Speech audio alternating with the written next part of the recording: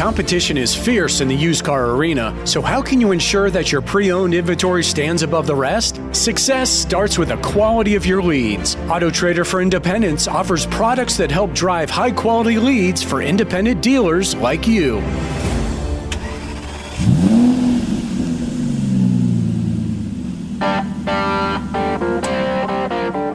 Welcome to Used Car News Podcast. Used Car News is your top source for fast and reliable news that car dealers can rely on for this evolving industry. Here are this month's top stories. NAAA leaders discuss evolution of industry.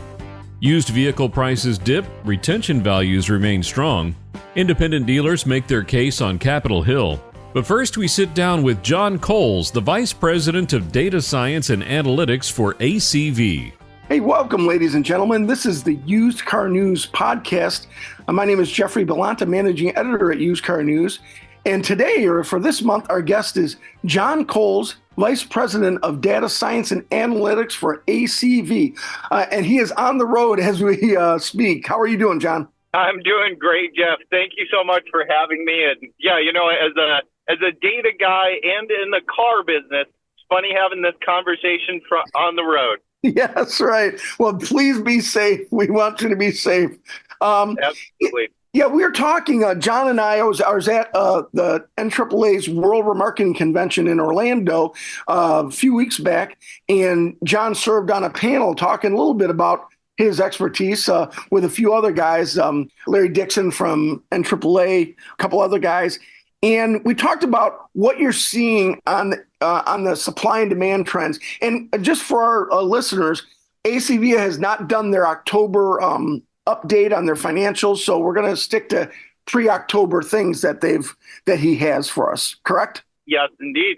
Okay. So what have you been seeing in the vehicle supply and demand? Because you said there is a little bit of difference about what you're seeing, generally speaking, and then on the hybrid and EV side. Yeah, so, you know, one of the trends we are observing in the market, and it was a great panel with Larry and some of my other colleagues at NAAA, really looking at how depreciation and appreciation of used vehicles are actually following very different trends based on the power type, ICE versus EV versus hybrid or others. And so, you know, one of the interesting things we're seeing is that gas vehicles are actually following a somewhat normal depreciation curve. Now, certainly nothing is super normal after the COVID pandemic, but in terms of the current valuation trends, gas vehicles are actually following more of a typical depreciation curve as we go through the back of the year. Now, in contrast, what we saw in the middle of the summer was that electric vehicles, you know, they had been falling pretty significantly through Q1 and Q2, which is atypical for used vehicle depreciation. Those values, once kind of that supply future picture got rebalanced through the summer, where several OEMs kind of pulled back on messaging around the speed with which they would push EV production. We saw used vehicle values for EVs actually increase through the next few months. And so that's been an interesting trend to watch just on those fundamental supply-demand curves. And then on the hybrid side, what's fascinating, and we hit on this on the panel, I don't know where you want to take it today, Jeff, but the consumers looking to mitigate uncertainty. And so what we're seeing on the hybrid and plug-in hybrid side is used vehicle values continued to climb through the summer. And that really hits on this consistent trend of eliminating uncertainty or mitigating uncertainty for those vehicles. Yeah, because you mentioned that you kind of have a few hybrids yourself, right? Your family. Yes, indeed. Yeah, I'm in my RAV4 hybrid right now.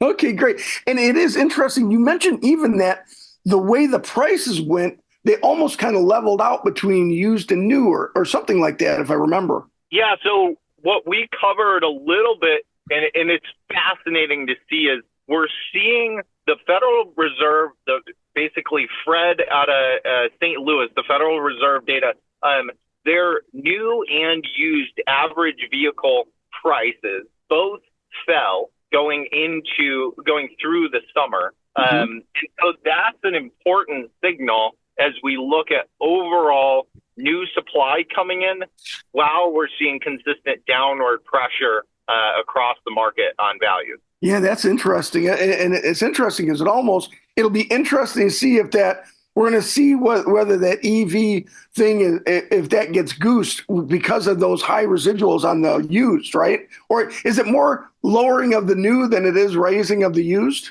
So I think a key element here is the new supply picture is a key driver for what's happening in the broader used market, but in segments. So, gotcha. The 1 to 5 year old vehicles, those vehicles that really we're still seeing about a 6 million vehicle gap in terms of deliveries from 2021 to 2023 on new sales.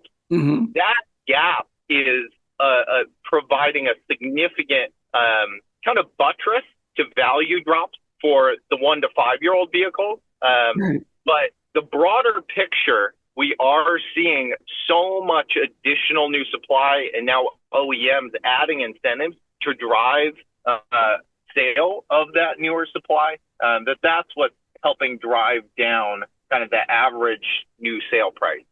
Yeah, you mentioned too on the franchise side, if I remember, your trades are going into wholesale. Is that right?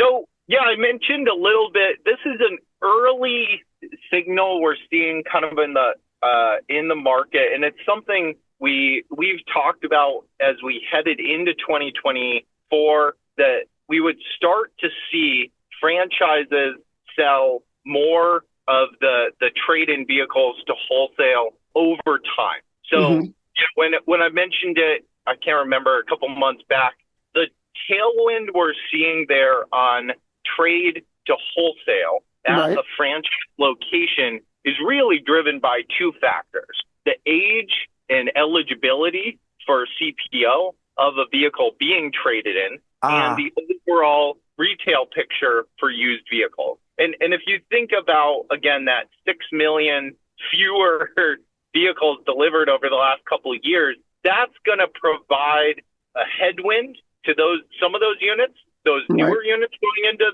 wholesale. But at the same time, the average age of the car on America's roads is increasing. And so as those vehicles get traded in, I mean, a 10, 11, 12, 13-year-old car getting traded in at a franchise store, that's not a CPO eligible car. Those vehicles are going to go into the broader marketplace. Yeah, because I know the trends we saw, the first time I saw it as a reporter in this business was in 08, 010, when all the new manufacturing dropped off. It was the first time where the franchise dealers started holding more cars. Like normally they just push everything into wholesale auctions. And I think part of what happened since then is they got a taste of those used car sales margins, which were so strong.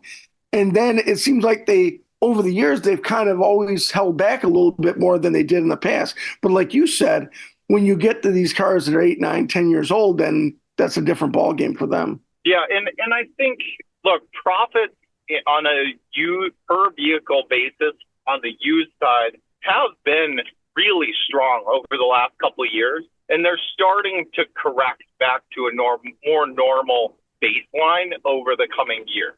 And gotcha. that picture is going to correct. At the same time, look, new vehicles versus a 5-year-old car, there's an affordability element that franchises need to keep those customers. Whenever somebody's coming in with that older car, they want to have an affordable vehicle on the lot. Yeah, that's a good point.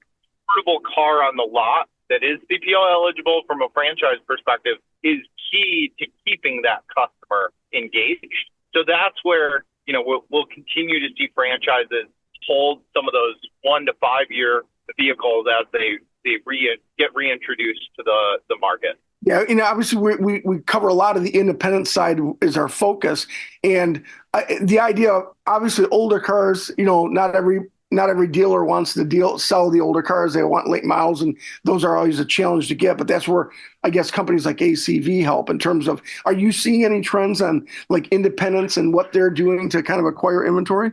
So independents, I mean, they are, if you think about the difference, right, between an independent and a franchise, Indy's source of inventory is auction, street purchase, consumer trade-in. Like, they don't have that new supply source. So right. Independents have had to get really aggressive in terms of their overall strategy for vehicle acquisition from the consumer, and really working upstream because franchises have needed to hold on to more of those late model vehicles, right? That 5-year-old lease return, that's much less likely still to go into the broader market. And so independents have really needed to kind of beef up their strategy for, creative vehicle acquisition and street purchases, just like the rest of the industry. Perfect. Right. Yeah. And that's what we hear from our dealers for sure. One of the little trends you mentioned on the panel there at the World Marketing Convention, NAAA, is the supply of luxury trucks. Can you talk about that? I mean, do you remember that? Yeah. So the two segments I mentioned, luxury and truck segments, both of those segments, there was significant additional inventory starting to build up in the beginning of the year. And we had talked a little bit about in our market basket, which we'll spend some time on, right? Yes. Our market basket. That'll be next for sure, yeah.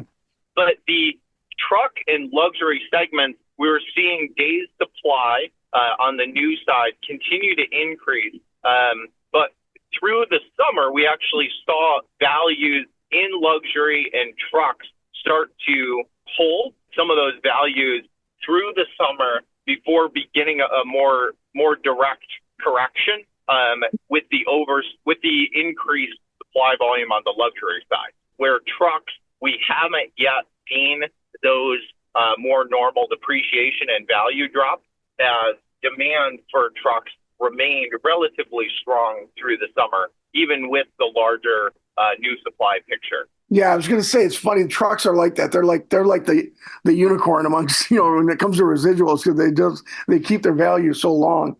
What do you think was it, John, why there was a slow transition to regular markets for the luxuries and the trucks, luxury especially? Why did it hold a little bit longer than normal, do you think? Yeah, so this was one of those fun topics that Larry and I and others on the panel got to chat about.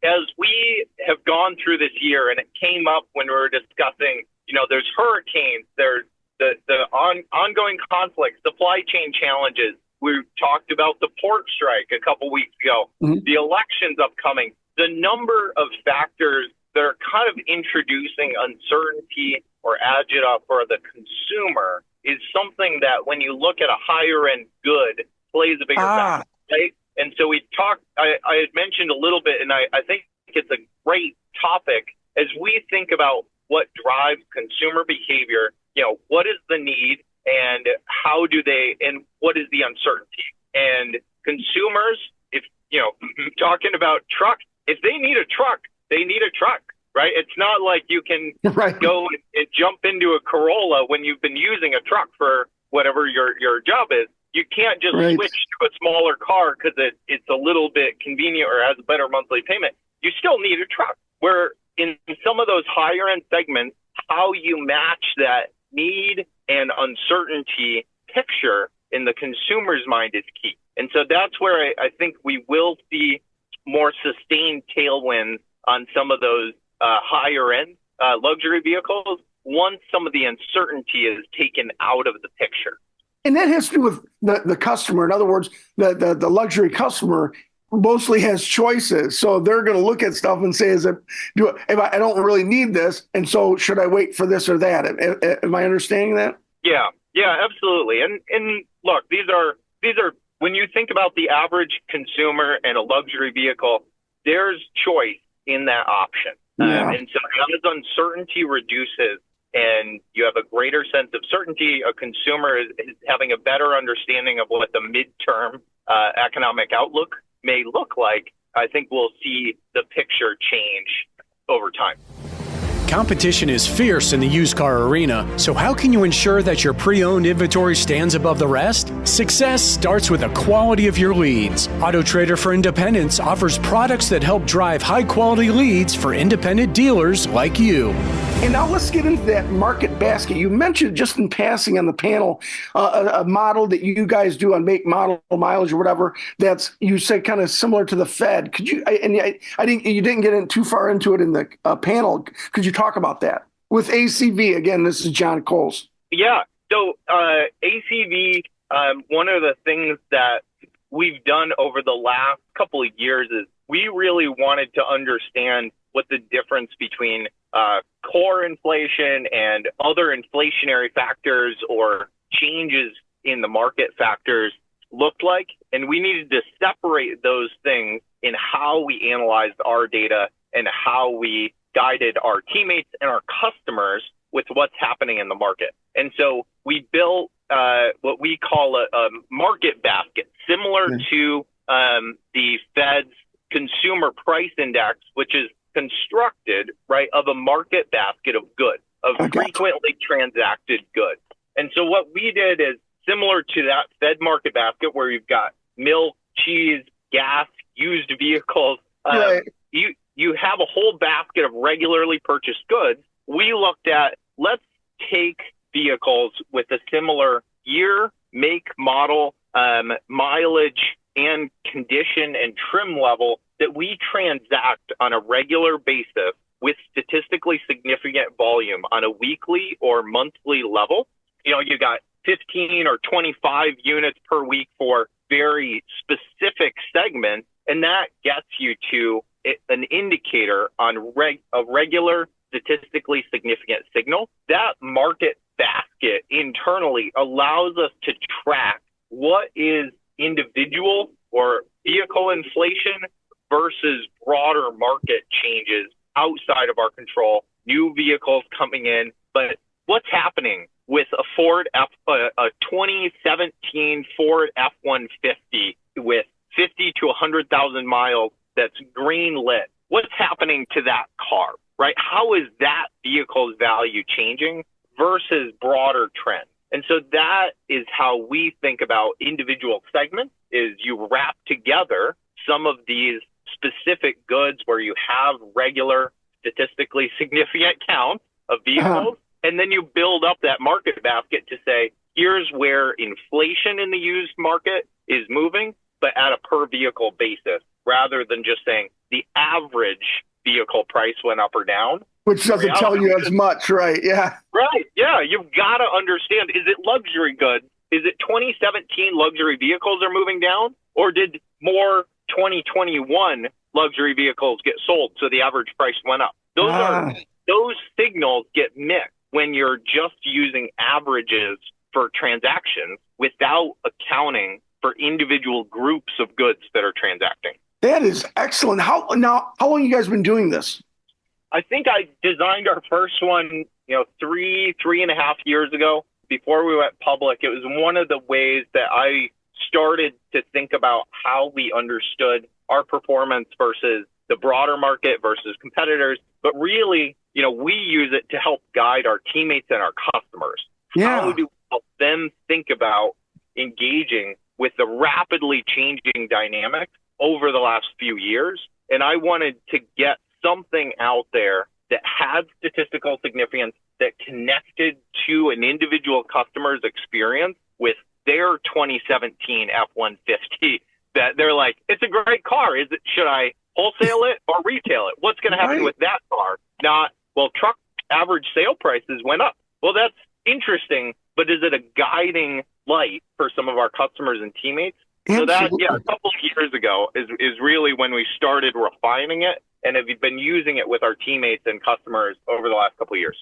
That's great. And what's been the feedback on that? That sounds so interesting.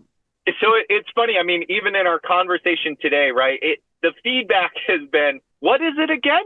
Right? Like, it's a very, I took a statistical modeling approach to the a segment of the used car industry. So the feedback is first kind of, can you explain that again? Absolutely. Yes. Right. The second piece is, well, now that I am seeing this luxury vehicle bucket move, that's exactly what I'm experiencing. And now I know why that happened with that car. And we can have a discussion about what recommendations or guidance we have for that individual customer over the coming weeks and months in terms of their acquisition, retention, et cetera, strategy. Yes. So those are the two reactions. And look, my PhD is in operations research. Like, I love data science, artificial intelligence. So that first question, I'm like, that's more than fair. I may have overcomplicated it. No, not at all. But I love that second part where we see customers see their own reflection in the data and then be able to start making better and better decisions for them, for their teammates over the years and months and years ahead. Yeah, and helpful stuff. Like you said, the general overall price thing, okay, well, what do I do with that? But now when you start saying, like you said, maybe when they see something that matches their experience, then they can trust the data to say, okay, if this is what they're saying, I can believe that. And so now I'm going to react, whether it's stocking or selling or how to wholesale or how to price things, I'm guessing. Exactly. And that's exactly how we built our platform when we were founded, 10 years ago. And even as we pivoted through just a volatile market over the last 5 years, we've had to get very specific and very tangible with our customers to guide when prices are fluctuating, 1% to 2% in certain segments some weeks. We have to be specific enough to provide real direction and be data driven versus, it's slightly different. Slightly, a lot of our teammates like, yeah, of course it's different than you've been paying attention for the last few years. Yes. And the thing is, what's good about that, and a guy like you in this era of AI and data science and all this information, oh my goodness, you wonder how they did it with their little paper value guide, 15, 20 years ago. So now it's like, I can imagine both dealers and wholesalers, whoever really interested in this. Yeah, we've got great customers and partners that, really want to work with us to leverage this information to help their teammates and customers. And that to me is why, we're in this business. Automotive, it at the end of the day, right, we're getting people into a car, right, matching that need, trying to eliminate uncertainty about a used car, about a new car. It really is a people-oriented business that data can help make better. Awesome. Well, that's a great spot to wrap it up there. John Coles of ACV, appreciate you doing that. And obviously appreciate you doing it while you're on the road without getting in an accident and everything going well. But I really appreciate this. Definitely something we're going to follow up with you on in terms of this market basket, learning a little bit more and being able to explain it to our readers and dealers a little bit more. So again, ACV's John Coles, appreciate your time on the Used Car News podcast. Thank you so much, Jeff. A pleasure to be on, and I look forward to talking again soon. Excellent. Competition is fierce in the used car arena, so how can you ensure that your pre-owned inventory stands above the rest? Success starts with the quality of your leads. Auto Trader for Independents offers products that help drive high-quality leads for independent dealers like you. At the NAAA's World Remarketing Convention in Orlando, a panel of past presidents and Hall of Famers, including Jay Cadogan, Bob McConkey, Charlotte Pyle, Tony Morby, and Jack Neshy, shared insights on the evolution of the auto auction industry. They discussed the impact of simulcast and online sales, which transformed business by enabling nationwide transactions. Pyle recalled starting without computers, while McConkey highlighted the shift from dealer vehicles to program cars, which expanded the auction market. Morby noted the industry's learning curve in valuing used cars. The panel also addressed the evolution of condition reports, emphasizing their importance in the shift to online sales, especially during the pandemic. In September, wholesale used vehicle values dipped 0.5% from August, according to the Q3 Manheim Used Vehicle Value Index. Jeremy Robb noted that while Q1 lacked the usual value increase, Q2 saw more depreciation than normal. However, tighter retail supply and lease maturities in July boosted auction demand, leading to atypical value increases in July and August. Despite a September decline, it was less severe than usual. Year over year, all vehicle categories are down, with pickups and sedans performing worst, while SUVs fared best. Auction sales conversion rates peaked in late August, and inventory growth rose to 16% by Q3's end. Used vehicle prices remain lower year over year, supporting higher retail sales, with the average retail listing price at $25,278, down 0.7% over 4 weeks. Used vehicle sales are expected to rise 3.1% in 2024. NAAA President Michael Darrow, along with over 100 dealers, visited Washington, D.C. to lobby lawmakers on industry issues. Unlike previous years, they met directly with many lawmakers due to their presence in town for government funding discussions. The primary focus was the FTC's CARS rule, which NAAA argues complicates car sales. The rule's implementation was delayed due to ongoing litigation. Darrow noted strong support from Republican lawmakers. During meetings with the FTC, Darrow emphasized existing regulations already cover many issues, questioning the need for additional rules. The discussions highlighted that most dealers adhere to best practices, which surprised some officials.